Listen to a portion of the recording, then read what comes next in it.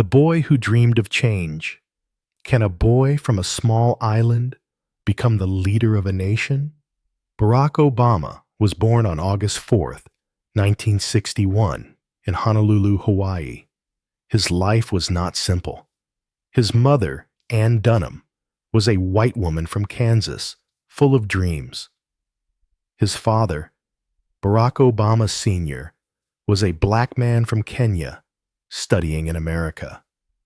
They met at a university, fell in love, and married. But when Barack was 2, his father left. Life changed fast. Barack, called Barry as a kid, lived with his mother in a small apartment.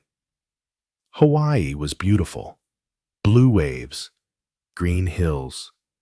But Barry felt different. His skin was brown, not like his mother's or most kids at school. "Who am I?" he asked himself. His mother told him stories of his father, a smart man far away in Kenya. But Barry wanted more answers. He felt lost, like a ship without a map. When Barry was 6, his mother married Lolo, a man from Indonesia. They moved to Jakarta, a busy city with dusty streets and loud markets. Barry went to a local school, learning Indonesian. He ate strange foods, roasted grasshoppers, even snake. He laughed, saying, "This is wild." But life was hard. The family had little money, and Barry missed Hawaii. At 10, his mother sent him back to live with his grandparents, Madeline and Stanley. It was a tough choice. Barry cried, hugging his mother. "Why can't you come?" he asked. She said, "This is for your future." In Hawaii, Barry went to Punahou School, a fancy place with rich kids. He felt out of place. Some boys teased him, calling him names because of his skin. Barry got angry, but stayed quiet. He played basketball, earning the nickname O-Bomber for his strong shots. Sports helped him forget his worries. But at night, he wondered, can I be someone big? He made a mistake, trying drugs like marijuana to escape his thoughts. Later, he wrote, "That was foolish. I needed to find myself." At 18, Barry went to Occidental College in Los Angeles. He was smart, but unsure. "What's my purpose?" he thought. One day, he gave a speech about stopping unfair laws in South Africa. The crowd clapped loud. Barry's heart raced. I can make a difference, he realized. He moved to Columbia University in New York, studying political science. But New York was cold and lonely.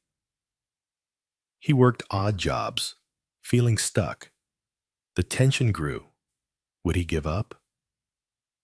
Then, in 1985, he saw a chance. A job as a community organizer in Chicago. He packed his bags, ready to try. In Chicago, Barry worked in poor neighborhoods. He helped people find jobs and fight for fair treatment. The work was hard, long hours, little pay. Some days, he felt like quitting. Am I helping enough? He wondered. But he saw families smile because of his work. That gave him strength. He decided to study law at Harvard University. Getting in was tough. Thousands applied, few were chosen.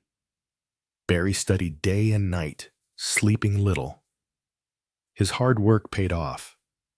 He got in and became the first African American president of the Harvard Law Review. The news spread fast. Barry's going places, his grandparents said, proud. At Harvard, Barry met Michelle Robinson, a smart lawyer from Chicago. She was tall, confident, and didn't trust him at first. "You're too sure of yourself," she teased. Barry grinned. "Give me a chance." They fell in love, marrying in 1992, but politics called. In 1996, Barack ran for the Illinois State Senate. The campaign was a fight. Opponents said he was too young, too different.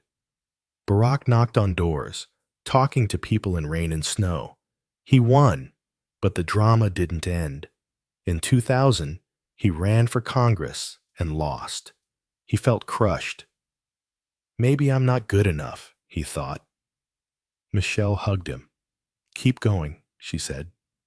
He listened, running for the U.S. Senate in 2004.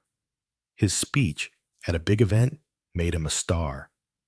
He won by a huge vote. In 2007, Barack announced he'd run for President of the United States. The challenge was huge. America had never had a black president. Some said he can't win. Others spread lies, saying he wasn't born in Hawaii. Barack showed his birth certificate, staying calm. The campaign was a battle. He faced Hillary Clinton, a strong rival, in the Democratic race. They argued in debates, and Barack almost lost hope. But he spoke of hope and change, words that touched millions. He won the nomination, then faced John McCain. On November 4th, 2008, Barack won. Crowds cheered in Chicago. He stood with Michelle and their daughters, Malia and Sasha, tears in his eyes. "We did it," he whispered. Being president was not easy. In 2009, the economy was falling apart. Banks failed. People lost jobs. Barack pushed a plan to save money and create jobs. Some hated it, saying it cost too much. He also fought for health care. Millions of Americans couldn't see doctors.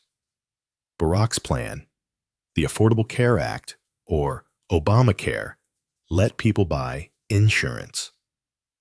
Republicans fought back, saying it was wrong. 13 states sued, claiming it broke laws. The tension was high. Would the law survive? In 2014, the Supreme Court said it was legal. Barack sighed with relief. "This helps people," he said. In 2011, Barack faced a scary choice. His team found Osama bin Laden, the man behind the 9/11 attacks. Should they attack his hideout? It was risky. Soldiers could die, or it could fail. Barack thought hard, pacing the White House. He said, "Go." On May 2nd, 2011, soldiers killed bin Laden. America cheered, but Barack stayed serious. "We must keep working," he said. He also faced wars in Iraq and Afghanistan. He pulled troops out, but new threats grew. Some called him weak. Others praised his care. He won the Nobel Peace Prize in 2009 for his work to bring peace, though he felt he didn't deserve it yet. By 2017, Barack left the White House. He and Michelle moved to Washington, D.C., raising Malia and Sasha. He wrote books, like A Promised Land, and started a company to make films. Today, in 2025, Barack speaks for fairness and helps new leaders. His life wasn't smooth. Loss, doubt, and fights marked his path. But each time, he found a way. Once a boy called Barry, he became a man who changed the world, asking, "Can hope win?" His story says yes.